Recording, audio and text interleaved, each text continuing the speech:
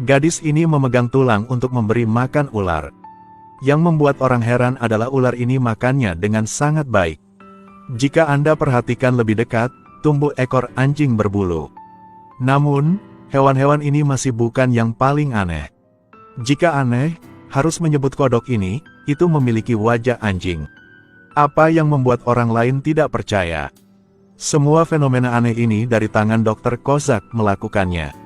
Untuk melakukan penelitian, dokter memutuskan untuk hidup selamanya. Dia secara khusus mengambil seekor anjing Tibet untuk pengujian genetik. Dan anjing ini bahkan lebih tidak sederhana. Itu tidak hanya hidup 500 tahun. Tetapi juga untuk duduk dan berjapa setiap hari dengan para biksu hebat. Meskipun Sagi hidup 500 tahun. Tapi tetap tidak bisa lepas dari tangan dokter Kozak. Untuk mengklarifikasi rahasia umur panjang Sagi, dia juga mengambil kembali banyak hewan untuk bereksperimen. Namun percobaan tidak hanya gagal. Sebaliknya, itu juga menciptakan selusin hewan mutan yang lucu. Tapi dia tidak punya niat untuk menyerah. Keesokan harinya gadis itu mengeluarkan tabung gen dari Sagi. Pertama-tama, ia berpura-pura patuh. Kemudian luangkan waktu mereka mengendurkan kewaspadaan mereka. Dengan cepat menggigit tabung gen di atas meja dan membidik mereka. Karena darah itu bersifat menular. Sekali terinfeksi, akan berubah menjadi seekor anjing. Jadi mereka tidak berani menghentikannya. Itu dengan arogan ke lift. Lalu tekan lantai 1 dengan mahir. Baru saat ini melarikan diri dari tangan Dr. Kozak.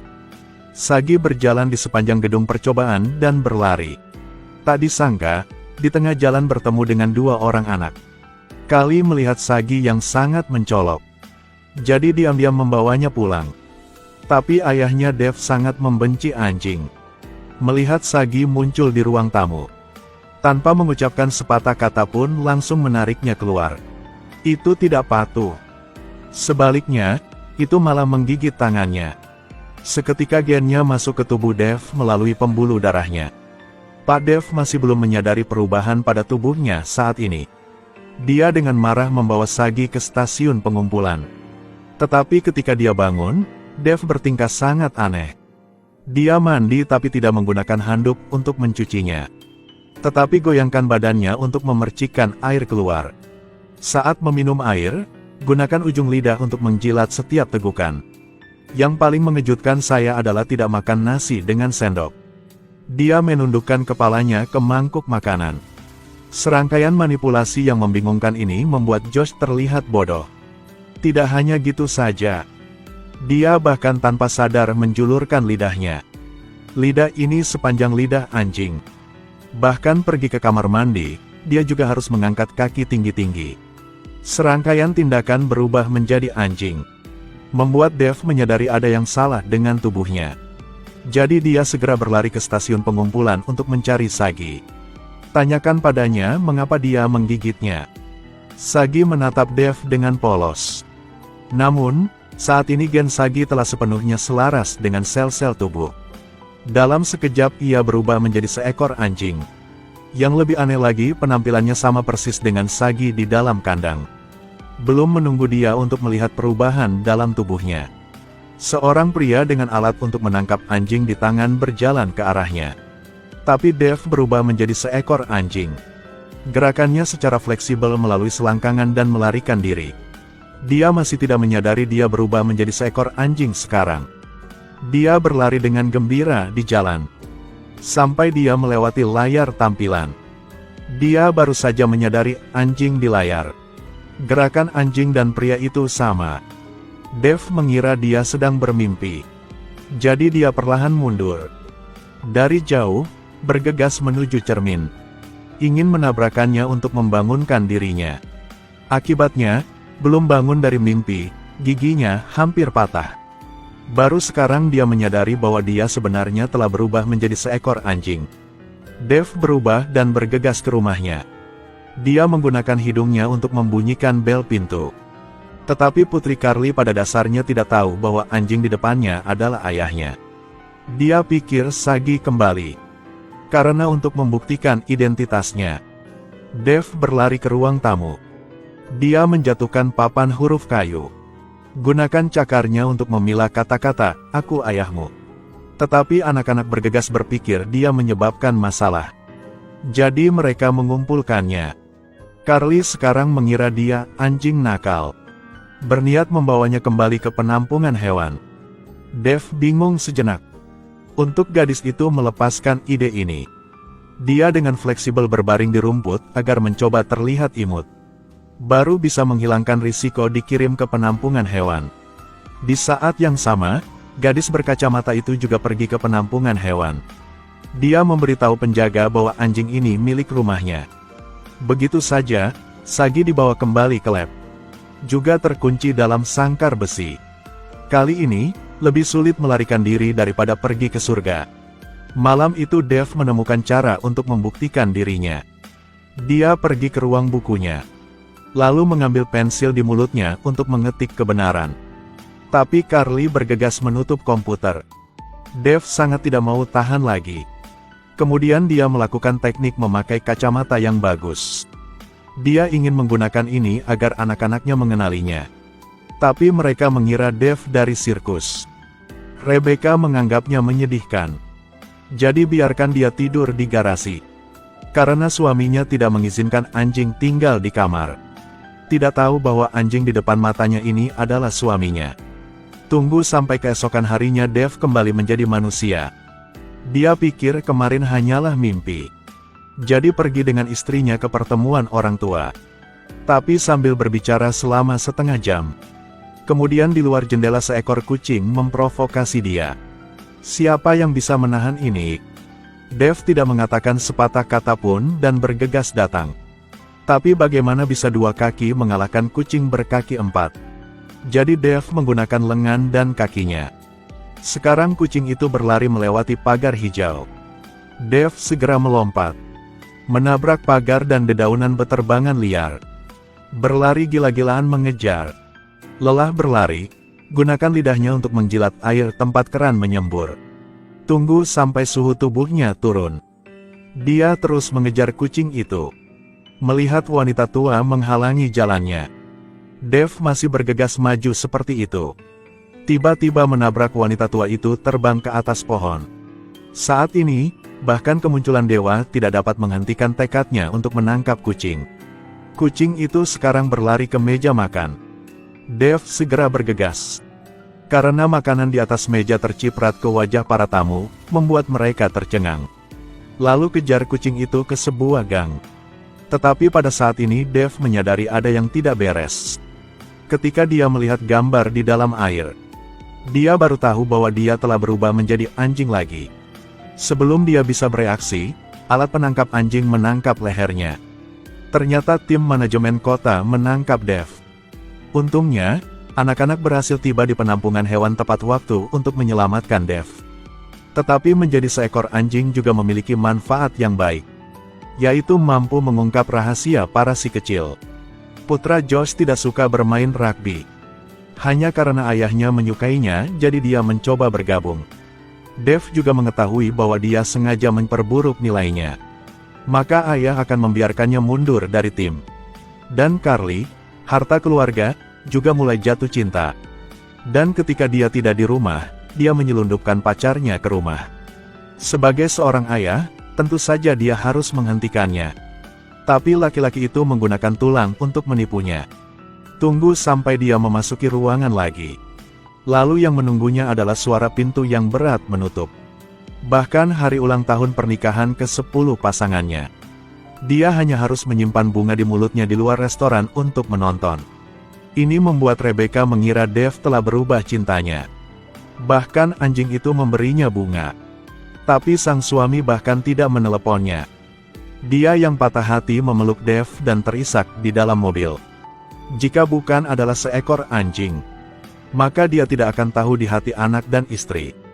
Dirinya begitu buruk. Dia seorang pengacara yang hanya tahu bekerja. Perhatian terhadap keluarga semakin berkurang. Hari ini Dr. Kozak mempercayakannya dengan kasus pembakaran. Menemukan bahwa terdakwa mengatakan laboratorium. Ada katak berwajah anjing dan ular berekor anjing. Mitos-mitos ini pada dasarnya tidak ada yang percaya. Itu juga membuat orang banyak tertawa. Tapi Dave percaya pada kata-katanya. Dr. Kozak segera meninggalkan tempat kejadian. Hal ini membuat Dave semakin percaya bahwa perusahaan ini memiliki sesuatu yang tidak biasa. Jadi pada malam hari, dia berubah menjadi anjing lagi. Menyelinap ke gedung eksperimen Dr. Kozak. Ingin menyelidiki apa rahasianya di sini. Ketika dia menemukan lab, menemukan Dr. Kozak hadir. Dia bersiap untuk memberi bosnya ramuan keabadian. Tetapi setelah disuntik, tubuh bos tidak berhenti kejang-kejang. Maka obat itu telah diubah menjadi obat demensia sebelumnya. Tujuannya agar bosnya menjadi lumpuh. Dengan demikian mengendalikan seluruh bangunan eksperimental ini. Adegan ini baru-baru ini dilihat oleh Dave di ventilasi.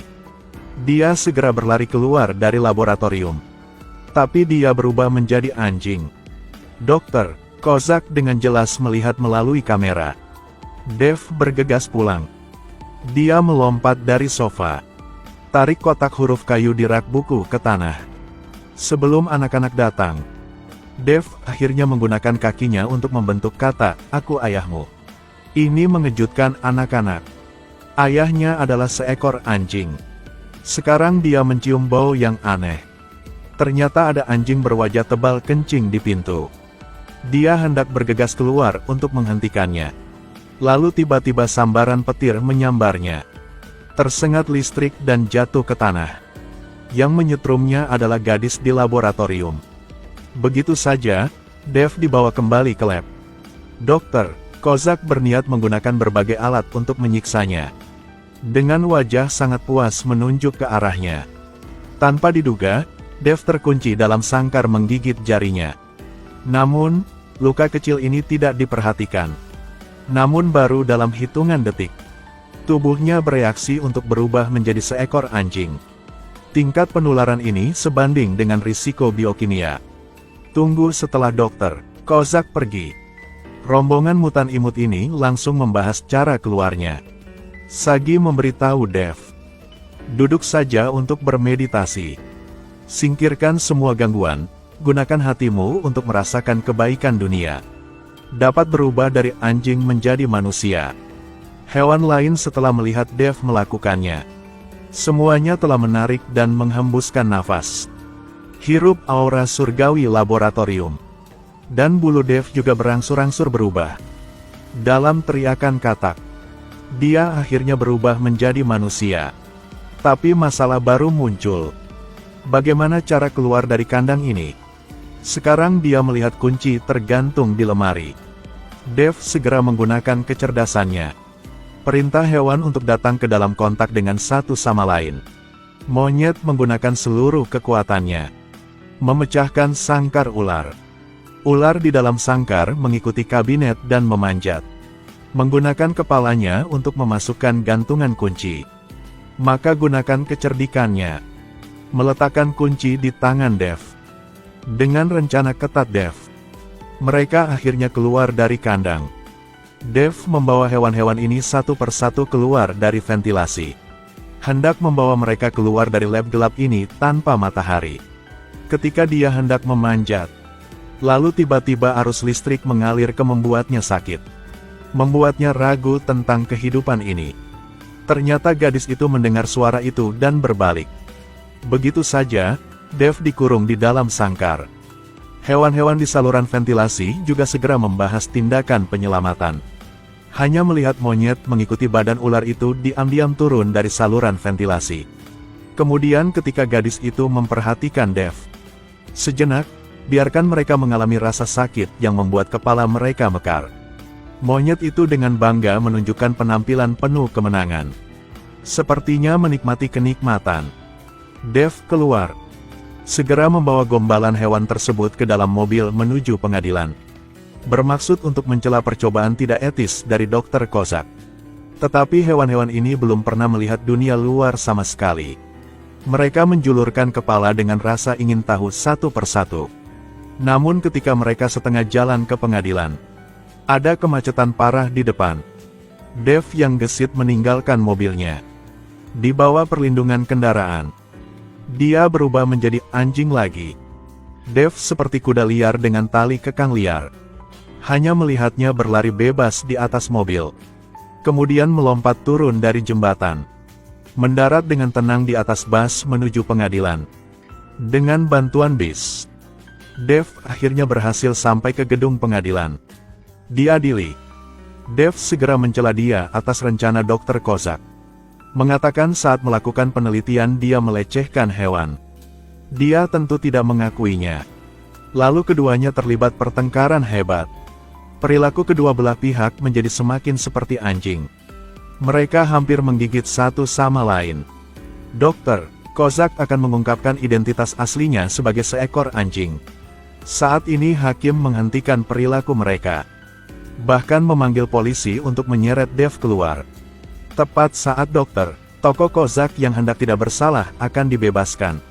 Lalu Dev bergegas masuk dengan tongkat polisi. Dia melemparkan tongkat itu ke udara. Pada saat ini, dia tidak bisa menekan instingnya. Adegan ini mengejutkan para pengacara. Dr. Kozak bahkan mencoba menjelaskannya pada dirinya. Tapi semua orang di sekitar terkejut melihatnya. Dia melihat ke belakang. Menemukan bahwa dia telah menumbuhkan ekor anjing. Kali ini sangat sulit untuk dijelaskan. Dia akhirnya tertangkap. Dan Dev pun mendapat simpati dari keluarganya.